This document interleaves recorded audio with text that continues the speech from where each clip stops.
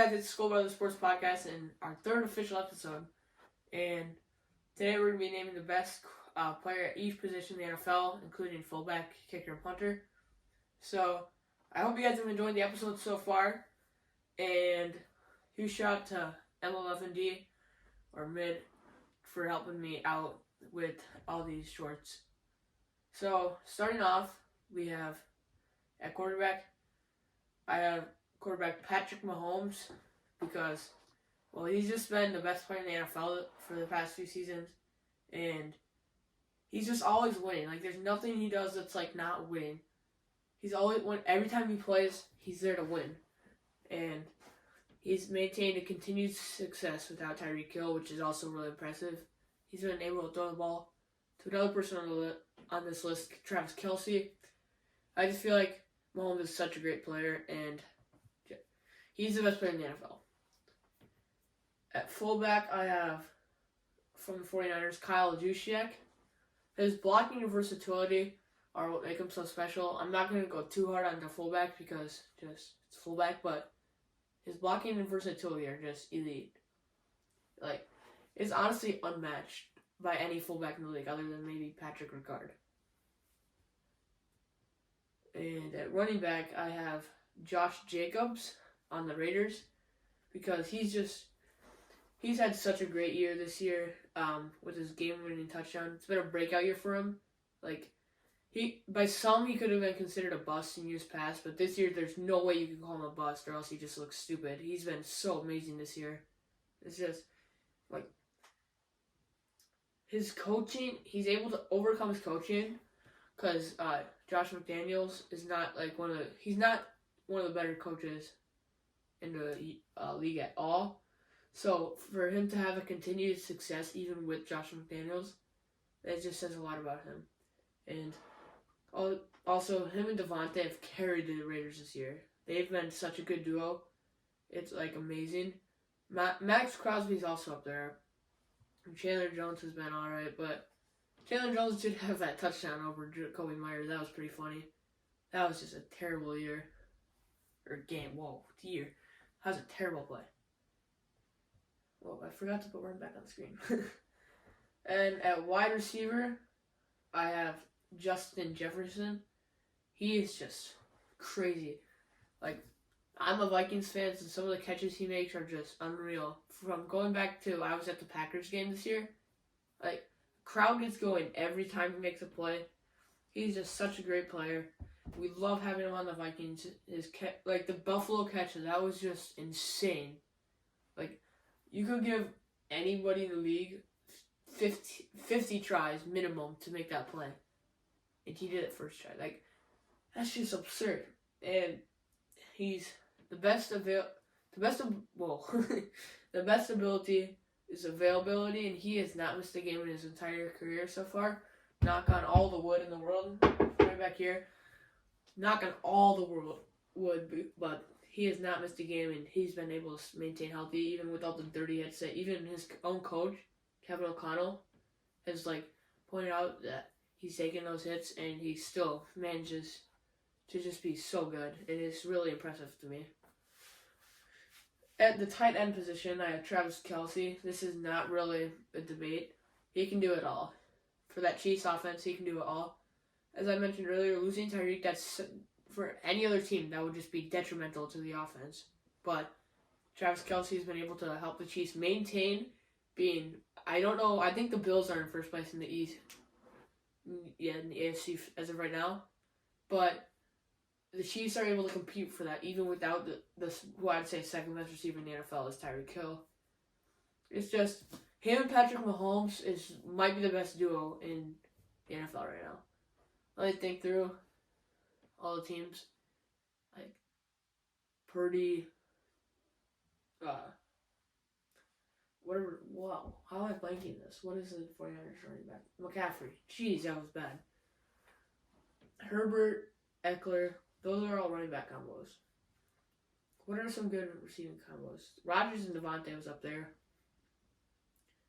Josh Allen, Diggs. That's the only other one that I could think of that would even compete with Travis Kelce and Patrick Mahomes. He's just pretty much a wide receiver. It's insane. At tackle, I have the Vikings tackle, Christian Darrisaw. I would not be mad if anybody said Trent Williams. He's been also really, really good this year. They both have this two within a few mill points. Best PFF grade. I don't really listen to PFF, but just how bad the Vikings O-line has been without him is just he gave up his first sack of the year in the Dallas game, and it happened to be a strip sack on Kirk Cousins by Micah Parsons, who's just been elite this year. But that was his first sack given up on the year. Other than that, he's just been so good. He's Mr. Reliable. He'll get you that block at all times. And then at guard, I have the Colts guard, Quentin Nelson. So one of the main points, I know he hasn't played too much this year, but my main point is how good has JT been with him and without him? The difference is just astronomical. JT has struggled, to say the least, without Quentin Nelson. And with that healthy Colts O-line, JT was just so much better. But when Quentin Nelson was out, the Colts O-line was one of the worst in the entire NFL, which is just so uncharacteristic of them. It almost reminds me of Andrew Luck. And he's just a bulldozer. He can get to any defender. You put any defender in the league other than maybe Aaron Donald, Nick Bosa out there, he will get past him. As center, I have Jason Kelce. He's been such a great center for a ton of years. And he's just one of the best. His podcast is great with Travis. They have just such a good duo. And Jason's just so good. He's able to point out his own failures. He's able to maintain a good podcast, write an album, and be the best center in the NFL all at one time. He's just elite. So then we go to the defense side of the ball starting off with defensive tackle. I have Aaron Donald. Aaron Donald has struggled a little bit this year along with the Rams. The Rams have just struggled completely this year. I think they're out of the playoffs by now, week 16. They have not been good. Losing to the Packers in that fashion, the Packers aren't a good football team. That's just, you don't even need to say that. And for the Rams to lose by double digits to the Packers, that's not good. And he is just an absolute unit. I don't care about that year. Aaron Donald is still just an absolute unit. And also, I apologize, but Jason Kelce, Miles Sanders breakout year. That was another point I wanted to cover. But on the defensive end, I have Nick Bosa. Nick Bosa this isn't a competition. Other than maybe, who else can I put there? Matthew Judon, but I think he's an outside linebacker. And then TJ Watt. I have to go with Nick Bosa. He leads the NFL in sacks after missing a game, which I know it's he only missed a game, but that's still another sack and a half that he has to go back on cover up for, and he still leads the lead in sacks. He's just been so good this year, and he might be the best defensive player in the NFL. At my outside linebacker, I have Micah Parsons. Whoops, I have it flipped on the slideshow. I have Micah Parsons. Micah Parsons is the Vikings game. That's all I needed to see. He just crushed the Vikings. Every aspect of the game, he just crushed them. And it just wasn't it wasn't enjoyable to watch. We lost 40-3. That was just not a good game. And Micah Parsons was one of the main reasons for that, along with his teammate, Tony Pollard. And that draft class, the 2020 draft class, was so good for the most part. With quarterback like Trevor Lawrence, who's broken out this year. Receivers like Jefferson. Jefferson alone makes it a great class. And then the Cowboys managed to get CeeDee Lamb and Michael Parsons. That's just a crazy duo, and that's not fair for the rest of the league.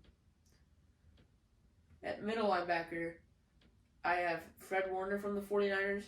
His tackling is just elite. And then he and Nick Bosa both contribute to the best defense in the NFL.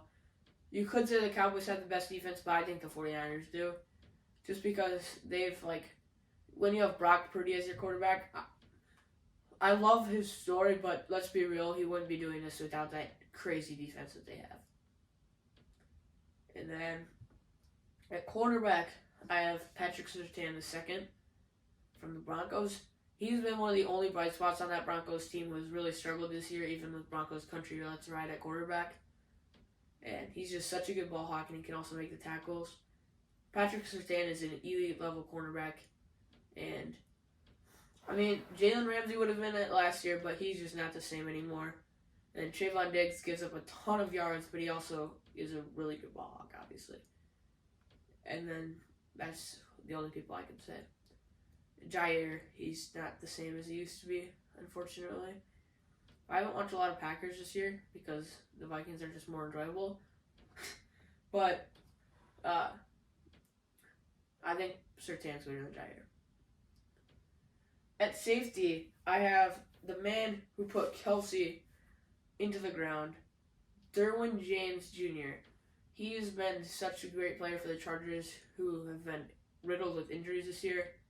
He's by far the hardest hitting safety. He reminds me a little bit of Harrison Smith in his prime. Harrison Smith doesn't have that level of hitting anymore, so I'm glad to see a player in the NFL have that in Derwin James. He's been a really good player for the Chargers. That's just enough said. And then at kicker, this one's not really much of a question. I have the GOAT at kicking, Justin Tucker. I loved his racks on racks smoking that Saints pack video. That was just hilarious. And then Lamar's leading them on high knees. But that's not the reason I chose him, as you guys know. He did have a rough week 15, which was pretty uncharacteristic of him. But I'm sure, I guarantee he'll bounce back in the future weeks. Justin Tucker is the best kicker of all time. Like, they attempted a 68-yard field goal with him. They had no other kicker in the history of the NFL they would have any faith for them to make that.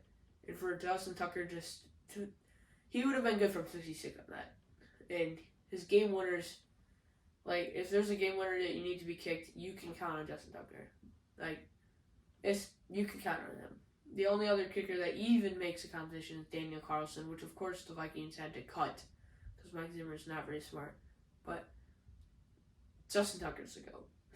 And then at punters are hard one to choose, but I have Michael Dixon just because of the hype around him out of college, and he's been able to succeed with that hype.